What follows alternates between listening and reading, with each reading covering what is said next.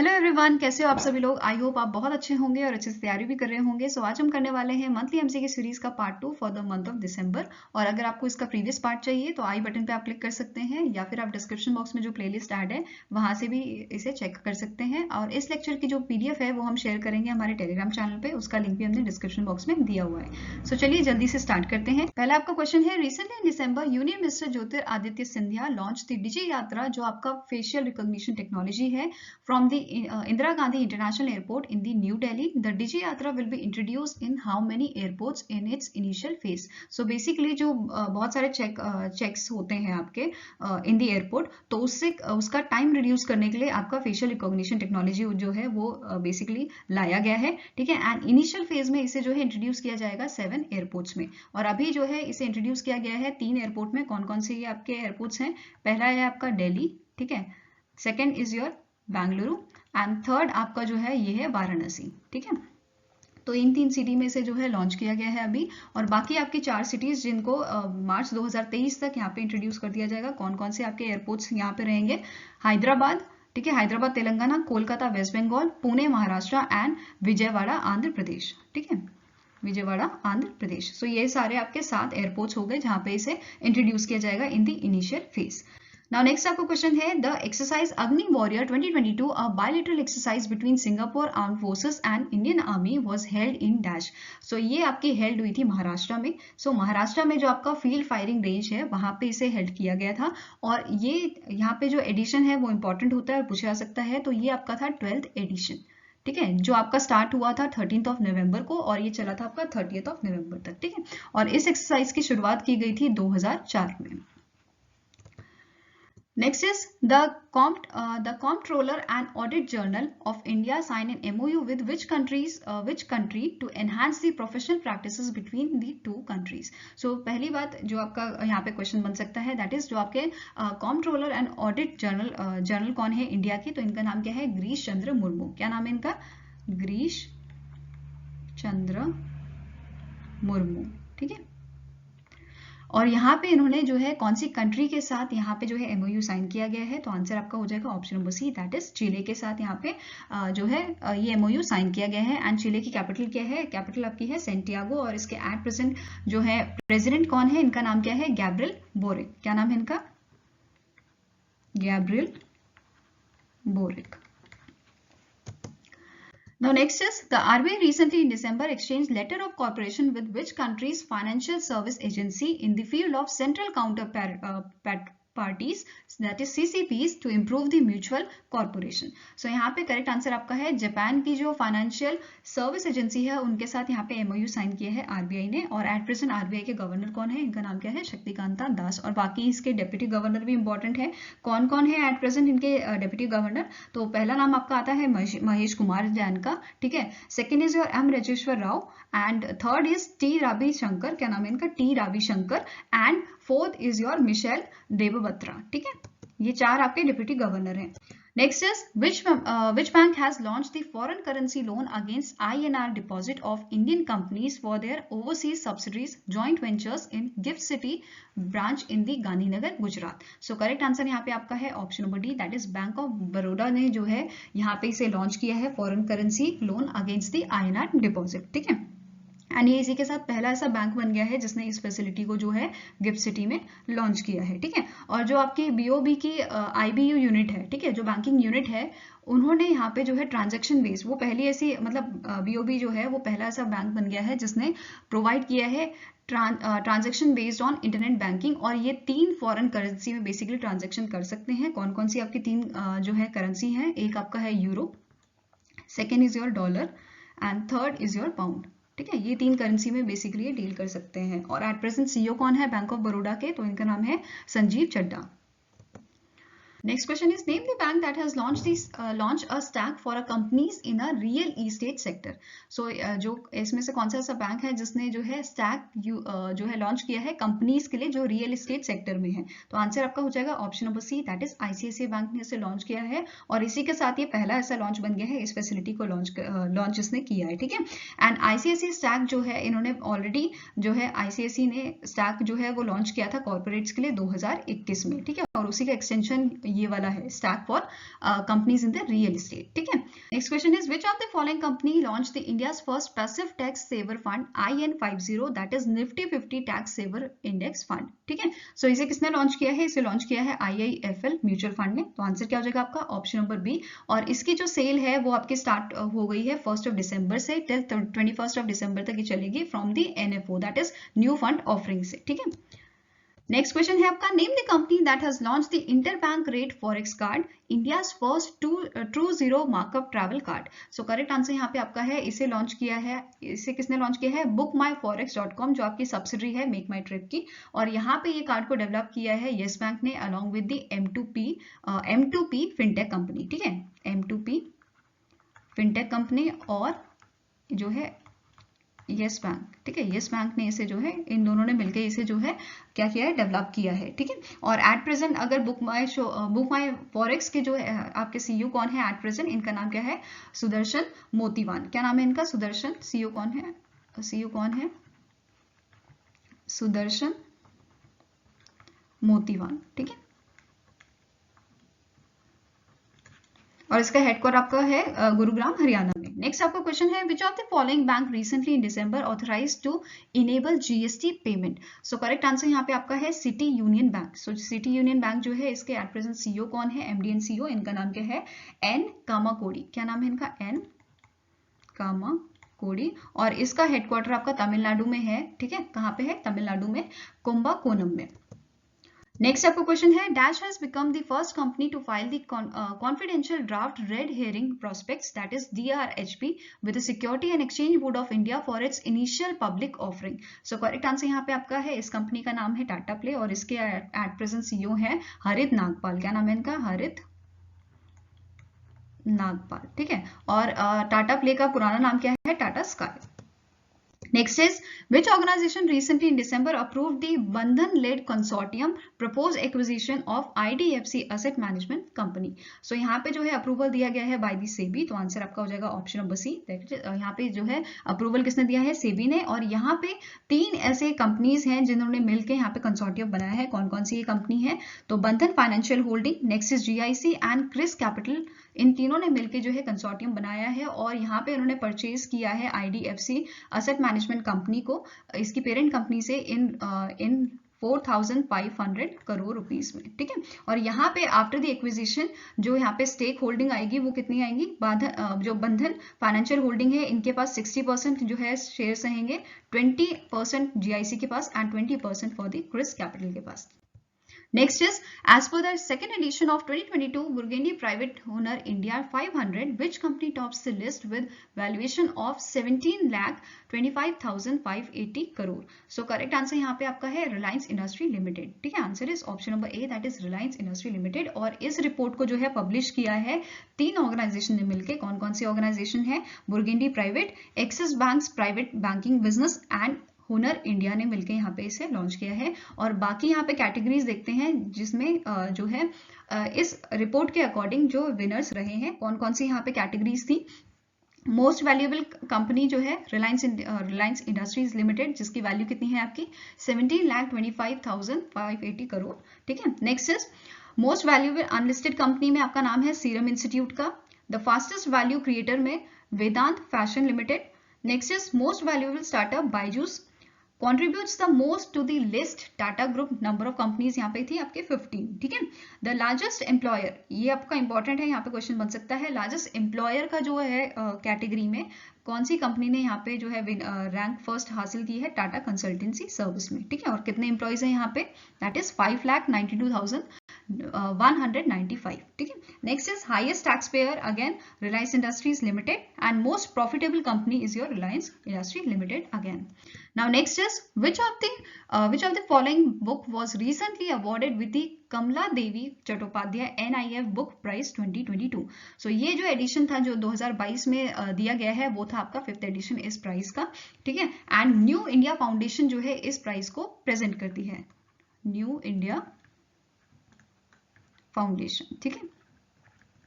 Now इस बार कौन सी book को जो है ये अवार्ड दिया गया है, तो आंसर आपका है option number D, the Chipko movement a people's movement. ठीक है, सो जो ये बुक थी ये किसने लिखी है, इसके ऑथर हैं आपके शेखर पाठक। क्या नाम है इनका, शेखर पाठक, जो आपके जो एक्टिविस्ट भी हैं। और इस बुक को इंग्लिश में कन्वर्ट किया था मनीषा चौधरी ने। क्या नाम है इनका, मनीषा चौधरी ने। ठीक है, और 2021 की बात करें तो 2021 में Naoroji pioneer of Indian nationalism by DNR Patel. ठीक है, इन्होंने, ये आपके ऑथर हैं इसके, इन्हें जो है इस बुक को जो है यहाँ पे अवार्ड दिया गया था 2021 में। Now next आपको क्वेश्चन है, identify the platform that has won the best tech initiative of the year at the Dun and Bradstreet business excellence award 2022 during the business enterprises of tomorrow 2022 event in the Mumbai Maharashtra. So ये event आपका कहाँ पे हुआ था, business enterprises of tomorrow 2022, ये held हुआ था मुंबई महाराष्ट्र में। और यहाँ पे जो है कौन सा इनिशिएटिव, बेस्ट टेक इनिशिएटिव किसको दिया गया है अवार्ड। सो आपका आंसर यहाँ पे हो जाएगा ऑप्शन नंबर ए। इस पोर्टल का, इस प्लेटफॉर्म का नाम है मंथन प्लेटफॉर्म। ठीक है, और इस मंथन प्लेटफॉर्म को जो आपकी सब्सिडरी है नेशनल स्टॉक एक्सचेंज की सब्सिडरी, जिसका नाम क्या है NSEIT, ये पावर करती है। ठीक है, NSEIT। एंड यहाँ पे एक क्वेश्चन ये भी बन सकता है, जो business enterprises of tomorrow 2020 event जो हुआ था, इसकी थीम क्या थी, तो इसकी थीम आपकी थी time of the India's new age entrepreneurship. Next is, recently in December, RBI has granted the conditional approval to the Carlyle Group and Vivanta Holdings to acquire 9.9% stake in which bank? So कौन से bank में इन्होंने जो acquire किए हैं 9.9% stake. सो आपका answer यहाँ पे हो जाएगा that is in the yes bank. ठीक है, आंसर क्या हो जाएगा ऑप्शन नंबर सी। और इसके एट प्रेजेंट CEO कौन है, MD and CEO Prashant Kumar. Now next is World Computer Literacy Day is annually observed on. So World Computer Literacy Day जो आपका है वो सेलिब्रेट किया जाता है 2 दिसंबर को। और इस बार हमने इसका 22 एडिशन जो है, 22nd एडिशन जो है वो सेलिब्रेट किया था। और इंडिया में जो है वर्ल्ड कंप्यूटर लिटरेसी डे जो है स्टैब्लिश किसने किया था, national institute of information technology, that is NIIT। ठीक है, now next is, name the kites that were trained by Indian Armed Forces to destroy the enemy drones. So kites basically यहाँ पे इस kites का नाम क्या रखा गया है, इन kite का नाम है आपका अर्जुन। ठीक है, option number D is the correct answer.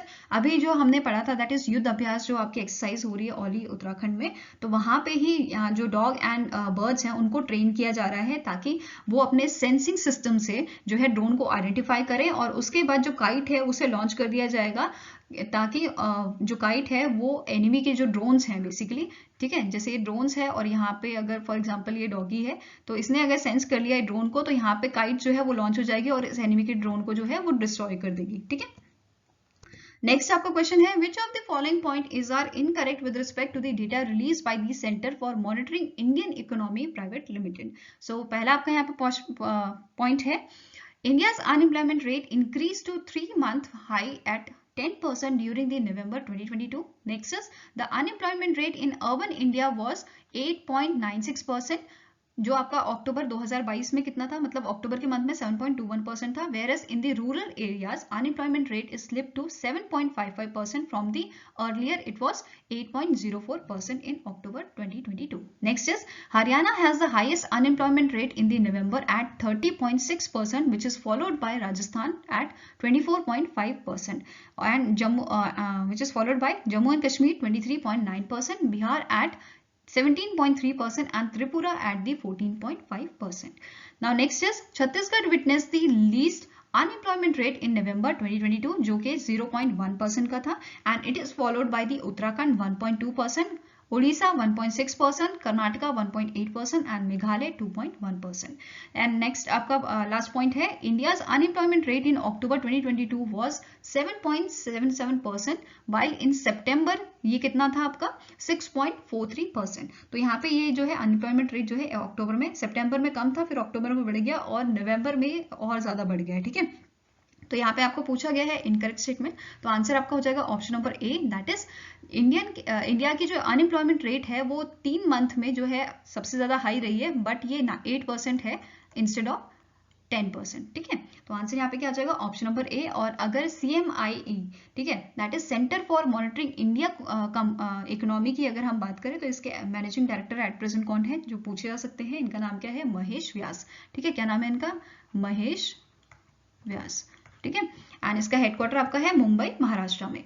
Next is, recently in December the president of India Droupadi Murmu approved which states housing and area development act amendment bill. So कौन से स्टेट का यहाँ पे जो है housing and area development act amendment bill जो है वो पास किया गया है और जिसे अप्रूवल मिला है, तो आंसर आपका हो जाएगा option number C, that is Maharashtra. Next question is national pollution control day या नेशनल पॉल्यूशन प्रिवेंशन डे भी इसे बोला जाता है, ये एनुअली कब जो है ऑब्जर्व किया जाता है, तो आंसर आपका हो जाएगा option number B, that is 2 December को। अब इसके पीछे कहानी क्या है, जो आपका भोपाल गैस ट्रेजेडी हुआ था, ठीक है, 1984 में, तो वहां पे जो लोगों की डेथ हो गई थी उनकी याद में इस डे को हम सेलिब्रेट करते हैं, ठीक है। अब यहाँ पे क्वेश्चन ये बन सकता है कि जो भोपाल गैस ट्रेजेडी थी उसमें कौन सी गैस का जो है वो लीक हुई थी या किस गैस की वजह से ये पूरी ट्रेजेडी हुई थी, तो आपका आंसर यहाँ पे क्या हो जाएगा, दैट इज मिथाइल आइसोनाइट जो थी जिसकी वजह से यहाँ पे लोगों की डेथ हुई थी, ठीक है। तो ये पूछा जा सकता है आपको। आंसर यहाँ पे क्या है आपका option number B, that is 2 December को हम ऑब्जर्व करते हैं नेशनल पॉल्यूशन या नेशनल पॉल्यूशन कंट्रोल डे या नेशनल पॉल्यूशन प्रिवेंशन डे, ठीक है। एंड यहाँ पे एक और चीज जो इंपॉर्टेंट है, दैट इज 38th एनिवर्सरी इसकी जो है इस बार हमने ऑब्जर्व की थी, ठीक है। और ये ट्रेजेडी आपकी कहाँ हुई थी, मध्य प्रदेश में। Next is the government of India has revised the scheme for supporting the startup intellectual property protection, that is SIPP, to upgrade the professional charges for facilitators. The scheme was launched in dash. So इस scheme को जो है launch किया गया था, startup intellectual property protection जो scheme है इसे लॉन्च किया गया था 2016 में, तो आंसर आपका क्या हो जाएगा ऑप्शन नंबर डी। एंड इस स्कीम को जो है, ये स्कीम जो है लागू की जाएगी, लागू हो चुकी है बेसिकली। सो ये 2 दिसंबर से जो है वो लागू हो चुकी है, ठीक है, जिसे रिवाइज किया गया था। नेक्स्ट आपका क्वेश्चन है, which of the following option is are correct with respect to the operational guidelines by the production linked incentive, that is PLI scheme for drones and drone components has been notified by the Ministry of Civil Aviation. So पहला यहाँ पे आपका point है, the PLI will be extended only to companies in India that manufactures drone and drone components. तो basically जो drone और drone components बनाती है उनके लिए ही यहाँ पे ये PLI स्कीम जो है वो एक्सटेंड की जाएगी। Next is the scheme is open to micro small and medium enterprises, that is MSME and startup in India that manufacture drone and have an annual sale turnover of 2 crore. Next is, in order to claim the PLIs, Indian non-MSMEs that manufacture drone must have the annual sales turnover of ₹4 crore. So यहाँ पे जो non MSME manufacture हैं उनके लिए turnover कितना चाहिए, 4 करोड़ का, virus जो आपके स्टार्टअप हैं या MSME के आपके जो भी स्टार्टअप हैं या मैन्युफैक्चर हैं ड्रोन के, ये इनको कितना चाहिए टर्नओवर, इनको 2 करोड़ का चाहिए, ठीक है। तो यहाँ पे आपको पूछा गया है करेक्ट स्टेटमेंट, तो आंसर यहाँ पे क्या हो जाएगा, ये सारे ही स्टेटमेंट्स आपके करेक्ट हैं, all 1, 2 and 3 are correct. Next is, according to the Tribal Development Report 2022, the tribal communities, that is Adivasi, are at the bottom of India's development pyramid. The report was launched by which organization? So इस report को जो है release किया है Bharat rural livelihood foundation ने, जिसका headquarter Delhi में है, ठीक है। एंड इसके एट प्रेजेंट CEO कौन है, इनका नाम है प्रमथेश अंबस्ता, ठीक है। क्या नाम है इनका, प्रमथेश अंबस्ता, और हेडक्वार्टर कहाँ है, न्यू दिल्ली में, ठीक है। नेक्स्ट इज, एज पर द UNDP, जिसका हेडक्वार्टर आपका न्यूयॉर्क में है, रिपोर्ट, इन्होंने जो रिपोर्ट निकाली है जिसका नाम है turning the tide of internal displacement, a development approach to solutions, more than dash people were forcibly displaced in 2022। So इनकी रिपोर्ट के अकॉर्डिंग यहाँ पे जो है 100 मिलियन लोग जो हैं वो डिस्प्लेस किए गए हैं 2022 में, और ये बहुत ज़्यादा जो है डिस्प्लेसमेंट देखा गया है, ठीक है। इस रिपोर्ट को जो है UNDP में किसके साथ, किस ऑर्गेनाइजेशन के साथ मिलकर रिलीज किया है, तो आंसर यहाँ पे क्या होगा, इंटरनल डिस्प्लेसमेंट मॉनिटरिंग सेंटर के साथ, ठीक है। इस ऑर्गेनाइजेशन का नाम क्या है, इंटरनल डिस्प्लेसमेंट मॉनिटरिंग सेंटर, ठीक है। तो UNDP and international displacement monitoring centre ने मिलकर इस रिपोर्ट को रिलीज किया है। एंड रिसेंटली जो वर्ल्ड बैंक है, इन्होंने बोला है, इन्होंने एस्टिमेट लगाया है, दैट इज कि अगर कोई जो है अच्छा एक्शन नहीं लिया गया तो 2050 तक ऐसी हालत आ जाएगी कि 216 मिलियन जो लोग हैं वो डिस्प्लेस हो जाएंगे, ठीक है। तो आंसर यहाँ पे क्या है आपका, 100 मिलियन लोगों को यहाँ पे जो है 2022 में डिस्प्लेसमेंट देखना पड़ा था। Next is, recently in December RBI ने लॉन्च किया है pilot project retail digital currency. पहले जो है वो होलसेल के लिए हुआ था, अभी किसके लिए हो रहा है, रिटेल के लिए। 2 टाइप के होते हैं ये, ठीक है। तो यहाँ पे क्वेश्चन क्या है, दैट इज डिजिटल रूपी retail segment, that is ER, और central bank digital currency in 4 cities. तो यहाँ पे उन्होंने जो है 4 सिटीज में जो है फर्स्ट इनका जो है फेज लॉन्च किया है, पायलट फेज। तो ये कौन सी ऐसी सिटीज हैं जिनमें इनमें से कौन सी ऐसी सिटी है जो इसका पार्ट नहीं है, बेसिकली क्वेश्चन ये है आपका, ठीक है। तो कौन सी, पहले आपको पता होनी चाहिए कौन कौन सी 4 सिटीज हैं। तो न्यू दिल्ली, मुंबई, बेंगलुरु, भुवनेश्वर, ये 4 सिटी हैं जिसमें पायलट प्रोजेक्ट जो है, पायलट फेज जो है वो स्टार्ट किया जा रहा है, ठीक है। तो आंसर आपका क्या हो जाएगा, option number E, Ahmedabad is not a part of this pilot phase, ठीक है। बाद में जो आपके सिटीज आएंगे उसमें ये अहमदाबाद जो है वो पार्ट रहेगा आपका, ठीक है। और इस पायलट फेज के लिए यहाँ पे 8 बैंक्स को जो है, बेसिकली 8 बैंक्स यहाँ पे इन्वॉल्व किए गए हैं। कौन कौन से यहाँ पे बैंक आपके रहेंगे, तो पहला आपका बैंक है यहाँ पे state bank of India, ICICI bank, yes bank and IDFC first bank. यहाँ पे फर्स्ट के अभी जो फर्स्ट फेज चल रहा है उसके लिए अभी पार्टिसिपेट कर रहे हैं। रेस्ट जो आपके बैंक है वो कौन कौन से हैं, bank of Baroda, union bank of India, HDFC bank, Kotak Mahindra bank, ये सारे आपके पायलट प्रोजेक्ट में बाद में ज्वाइन करेंगे, ठीक है। नेक्स्ट आपका क्वेश्चन है, The National Payment Corporation of India has extended the deadline for limiting volume cap to 30% for third-party payment application provider in UPI, that is Unified Payment Interface, till dash. So कब तक यहाँ पे जो है ये extension, basically ये deadline जो है वो एक्सटेंड की गई है। तो आंसर यहाँ पे आपका हो जाएगा, दैट इज 2 साल के लिए इसे एक्सटेंड किया गया है। और यहाँ पे लास्ट डेट इसकी क्या है, दैट इज 31 दिसंबर 2024, ठीक है। Now next is name the organization that signed an agreement worth rupees 16 million with ABIS Export India Private Limited to support the fish farming in India. So यहाँ पे correct answer आपका है, यहाँ पे agreement sign किया गया है ADB ने, that is Asian development bank, जिसका हेडक्वार्टर आपका मैंडलियोंग फिलीपींस में है। और इसके एट प्रेजेंट आपके प्रेसिडेंट कौन है, मसत्सुगु आसकावा, ठीक है। क्या नाम है इनका, मसत्सुगु आसकावा, ठीक है। और इसकी एस्टैब्लिशमेंट की गई थी 1966 में। Now next is name which bank received the Bankers Bank of Year Award 2022 for the India segment under the Asia Pacific region at the Global Banking Summit held in London, UK. So correct answer यहाँ पे आपका है, Canara bank को ये award जो है वो दिया गया है और कैनरा बैंक के सीईओ ने ये अवार्ड रिसीव किया था, जिनका नाम क्या है, एलवी प्रभाकर, ठीक है। और बाकी अगर हम बात करें global bank of the year की, तो ये दिया गया है BBV को अवार्ड दिया गया है global bank of the year का। वेरएस एशिया पैसिफिक रीजन में 22 bank of the year award जो है वो स्टैंडर्ड चार्टर्ड बांग्लादेश, जो बांग्लादेश का बैंक है, उसे दिया गया है।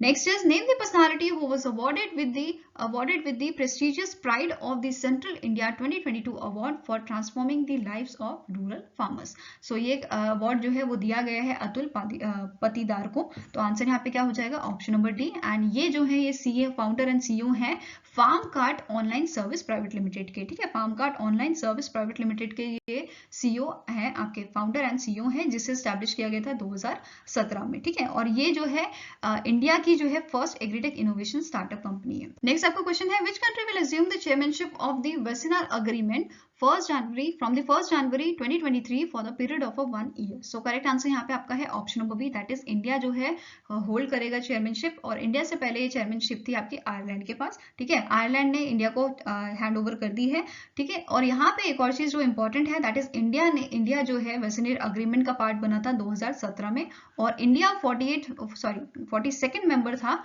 वेसिनार अग्रीमेंट का, ठीक है।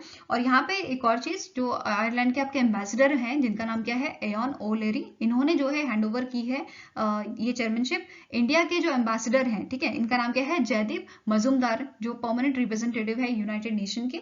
और ये जो हैंडओवर किया गया था चेयरमैनशिप, ये कहाँ पे की गई थी, जो 26 एनुअल प्लेनरी हुई थी वेसिनार अग्रीमेंट की, कहाँ पे ये हेल्ड हुई थी, ये हेल्ड हुई थी आपके वियना में, ठीक है। तो यहाँ पे ये अग्रीमेंट जो है वो जो चेयरमैनशिप है वो टेक ओवर की गई थी। नेक्स्ट आपका क्वेश्चन है, which team won the Vijay Hazare trophy 2022 title by defeating Maharashtra by the 5 wickets. So यहाँ पे जो है विजय हजारे ट्रॉफी को जीता है आपका सौराष्ट्र ने, ठीक है। तो आंसर यहाँ पे क्या हो जाएगा, ऑप्शन नंबर डी। और यहाँ पे ये खेला गया था 21st एडिशन, कौन सा एडिशन है, 21st एडिशन। एंड सौराष्ट्र ने इस टाइटल को सेकेंड टाइम जीता है। वेरएस अगर हम बात करें कौन सी ऐसी टीम है जिसने सबसे ज्यादा बार इसको टाइटल को जीता है, तो आंसर आपका हो जाएगा दैट इज तमिलनाडु, और इन्होंने 5 टाइम्स इस टाइटल को जीता है।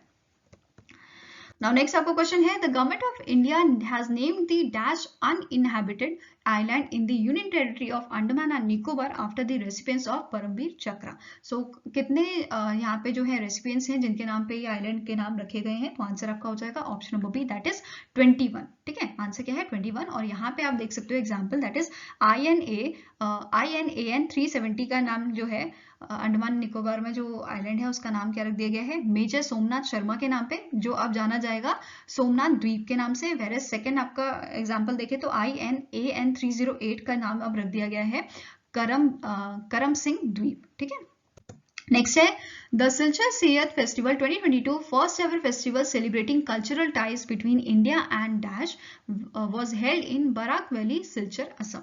सो करेक्ट आंसर यहाँ पे आपका है दैट इज इंडिया और बांग्लादेश के टाइज अप के लिए, कल्चरल टाइज अप के लिए यहाँ पे जो है इस फेस्टिवल को ऑर्गेनाइज किया गया था और ये फर्स्ट टाइम इस फेस्टिवल को जो है ऑर्गेनाइज किया गया है। ठीक है, तो क्वेश्चन ये भी पूछा सकता है कि असम के, ठीक है, कौन सी वैली में, बेसिकली क्वेश्चन क्या बन सकता है, कौन सी वैली में ये ऑर्गेनाइज किया गया था और किसने ये ऑर्गेनाइज किया था? तो मिनिस्ट्री ऑफ कल्चर ने in collaboration with Bangladesh foundation for the regional studies, इनके साथ मिलके ये जो है ऑर्गेनाइजेशन यहाँ पे की गई थी इस फेस्टिवल के लिए। Next question is, according to the latest aviation safety ranking release by the International Civil Aviation Organization, जिसका आपका हेडक्वार्टर जो है वो कनाडा में है, मॉन्ट्रियल कनाडा में, और इसके सेक्रेटरी जनरल कौन है? इनका नाम क्या है? जुएन कार्लोस सल्रास। ठीक है, तो इनके अकॉर्डिंग जो इंडिया की रैंक आई है वो कितनी है? With a score of 85.49% while dash tops the list। सो यहाँ पे करेक्ट आंसर है, इंडिया की जो रैंक है वो 48th रैंक है और यहाँ पे टॉप किया है सिंगापुर ने। ठीक है, तो आंसर आपका क्या हो जाएगा? Option number A. वेरएज अगर हम कंपेयर करें लास्ट टाइम जो रैंकिंग थी इंडिया की 2018 में, वो रैंकिंग थी 102, मतलब 102 रैंकिंग थी और अब जो है इंडिया की रैंक काफी इंप्रूव हो गई है। इवन हम जो है, इंडिया जो है वो चाइना से भी आगे निकल गया है। तो चाइना की बेसिकली रैंक कितनी है? 49th रैंक है और इंडिया की रैंक आपकी कितनी है? 48th rank. ठीक है, नेक्स्ट आपका क्वेश्चन है, एज पर the Prime Global Cities Index Q3 2022 publish by property consult Knight Frank, which Indian cities secured 22nd rank in this global index. तो ये ग्लोबल इंडेक्स जो है इसमें इंडिया की कौन सी ऐसी सिटीज है, इनमें से कौन सी ऐसी सिटीज है जिसको 22nd रैंक दिया गया है? तो आपका आंसर हो जाएगा दैट इज मुंबई को जो है 22nd रैंक यहाँ पे दिया गया है। ठीक है, वेरएज बेंगलुरु जो था वो सेकंड नंबर पे था 27th रैंक पे, एंड थर्ड पे आपका था 36th रैंक दिल्ली की। ठीक है, तो आंसर यहाँ पे क्या है? मुंबई। और अगर हम आपकी बाकी सिटीज की बात करें जिन्होंने यहाँ पे टॉप किया था, टॉप 3 सिटीज कौन कौन सी थी? एक आपकी थी दुबई, जिसने फर्स्ट रैंक यहाँ पे जो है हासिल किया था। सेकंड नंबर पे आपकी थी नॉर्थ अमेरिका की सिटी जिसका नाम है Miami, and third is your Tokyo जो आपकी जापान की सिटी है। ठीक है, ये थर्ड नंबर पे थी। Now next is, researchers from the Public Health Foundation of India and University of Leicester, England have been awarded a prestigious grant of nearly dash by the National Institute for Health and Care Research Global Health research centre UK. So correct answer यहाँ पे क्या है? कितने का यहाँ पे grant दिया गया है? तो आंसर आपका हो जाएगा 10 मिलियन यूरो को यहाँ पे ग्रांट जो है दिया गया है। तो answer is option number B. और बेसिकली ये जो आपका ग्रांट दिया गया है ये इंप्रूव करने, मतलब बेसिकली ये यूज किया जाएगा इंप्रूव करने के लिए हेल्थ आउटकम्स और हेल्थ सिस्टम्स को इफेक्टिवली वर्क करने के लिए ये यूज किया जाएगा इंडिया और नेपाल में। ठीक है, लॉन्ग टर्म्स कंडीशन को अच्छा करने के लिए बेसिकली। नेक्स्ट आपका क्वेश्चन है, name the personality who became the new MD and CEO of भारतीय नाभिकीय विद्युत निगम लिमिटेड। सो करेक्ट आंसर यहाँ पे आपका है, इनका नाम है केवी सुरेश कुमार। ठीक है, और यहाँ पे जो ये बेसिकली जो एटॉमिक एनर्जी है, डिपार्टमेंट ऑफ एटॉमिक एनर्जी, उसके सीनियर साइंटिस्ट रह चुके हैं। ठीक है, इनका नाम क्या है? केवी Suresh Kumar. Next question is, the United States Air Force has unveiled its newest nuclear stealth bomber B-21 radar, which is world first dash generation aircraft. So correct answer यहाँ पे क्या है? ये 6th जनरेशन का एयरक्राफ्ट है जिसमें नियरली जो है, जो इसकी बेसिकली वर्थ है या बोल सकते हो कितना अमाउंट इसमें लगाया गया है, तो वो है आपका 700 मिलियन, नियरली 700 मिलियन का। और इसे जो है डेवलप एंड डिलीवर किया है नॉर्थम ग्रुपम ने। ठीक है, कौन सी कंपनी है ये? नॉर्थरोप ग्रुपम। ठीक है, ये कंपनी का नाम है और यहाँ पे ये कंपनी जो है ये आपकी वर्जिना यूनाइटेड स्टेट्स की कंपनी है। ठीक है, जिसके सीईओ कौन है एट प्रेजेंट? काथी। इनका नाम क्या है? काथी जे वॉर्डन। काथी जे वॉर्डन। ठीक है, कंपनी का नाम क्या है? Northrop Grumman. Now next question है, which of the following institute developed a device called Sindhuja first और ocean wave energy converter that can generate electricity from the sea waves. तो कौन सा इंडियन इंस्टीट्यूट है जिन्होंने ये डेवलप किया है? तो आपका आंसर यहाँ पे हो जाएगा IIT Madras, that is option number B. और इसका नाम जो है सिंधुजा, इसका मतलब क्या होता है? That is created from the ocean. इसका मतलब है संस्कृत में क्रिएटेड फ्रॉम द ओशियन। और यहाँ पे ये जो प्रोजेक्ट है ये हेल्प करने वाला है, इंडिया का जो गोल है दैट इज 500 गीगावाट जो है इन्होंने एनर्जी जो है वो जनरेट करनी है, रिन्यूएबल एनर्जी। कहाँ से? ठीक है, बाय 2030। तो 2030 तक हमारा एम क्या है? 500 गीगावाट ऑफ इलेक्ट्रिसिटी हमें जनरेट करनी है रिन्यूएबल एनर्जी से। ठीक है। Now next question is International Day of Banks is annually observed across the globe on, so ये सेलिब्रेट किया जाता है 4th of December को, और इस बार हमने 3rd इंटरनेशनल डे जो है, इंटरनेशनल डे ऑफ बैंक जो है वो सेलिब्रेट किया है, और इसे स्टार्ट किया गया था 2020 में। सो आंसर यहाँ पे क्या है आपका? Option number D. So I hope guys आपको ये वीडियो अच्छी लगी हो। अगर अच्छी लगी तो लाइक एंड शेयर जरूर कीजिएगा, और हमारे साथ जुड़ने के लिए हमारे चैनल को सब्सक्राइब कीजिएगा। और अगर आपकी कुछ सजेशन है तो आप हमें मेल कर सकते हो benchmarkstudy007@gmail.com पे, या फिर आप हमें कमेंट सेक्शन में भी लिख सकते हैं। सो मिलेंगे आपको नेक्स्ट वीडियो के साथ। Till then take care, have a nice day and all the best for your preparation.